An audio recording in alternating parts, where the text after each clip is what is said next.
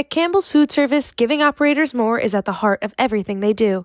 More versatile, chef-inspired products, more time-saving solutions, and more support to help your business succeed. Do more at campbellsfoodservice.com.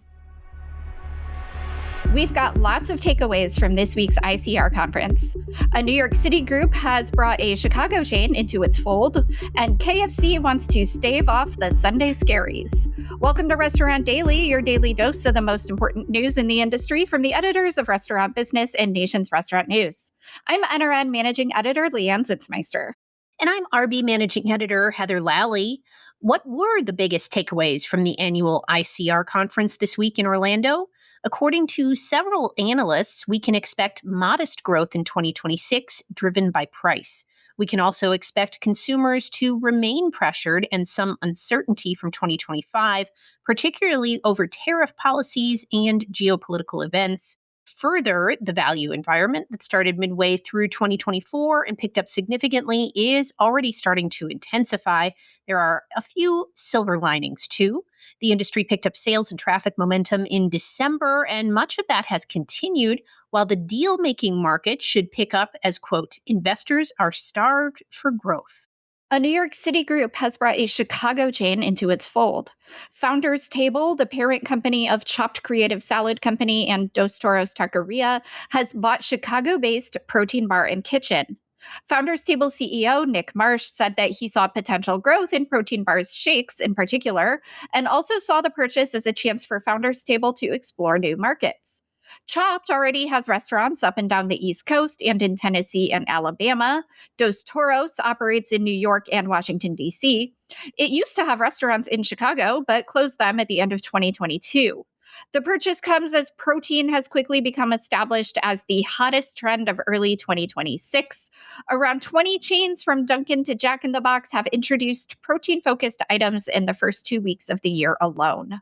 Got the Sunday Scaries? KFC is trying to lighten up the heaviness of Sundays in January by offering digital deals every Sunday through the month and into February. Deals include $5 off a 6-piece meal and a 20 wings for $20 promotion on Super Bowl Sunday. Chipotle is gearing up for the Winter Olympics by teaming up with 5 American athletes for a curated menu available on the chain's app and website. U.S. hockey players Matthew Tkachuk, Brady Tkachuk, Hillary Knight, and Taylor Heisey, along with snowboarder Red Gerard, have their go-to entrees featured as limited-time menu items. Also to coincide with the Olympics, beginning February 6th, the brand will serve gold foil-wrapped burritos at all restaurants in the United States for a limited time. The brand first celebrated the Olympics with gold foil during the Summer Olympics in 2021 and brought it back in 2024. Popeye's Louisiana Kitchen has named Matt Rubin Chief Marketing Officer for the U.S. and Canada. Rubin has nearly 11 years of experience with parent company Restaurant Brands International, most recently serving as Popeye's Chief Digital Officer. His appointment comes less than a year and a half after Popeyes named Burt LeCount to the CMO role. Popeyes had a tough 2025, including a negative 2% same-store sales in the most recently reported third quarter. During that earnings call, RBI executives vowed to shift the chain's focus back to core products and consistent value messaging. Del Taco has named several new leaders to its executive team less than a month after its acquisition by Yadav Enterprises for approximately $119 million. Ulysses Camacho has been named Chief Transformation Officer of Yadav while continuing his current role as President and Chief Operating Officer of Yadav Concept Taco Cabana.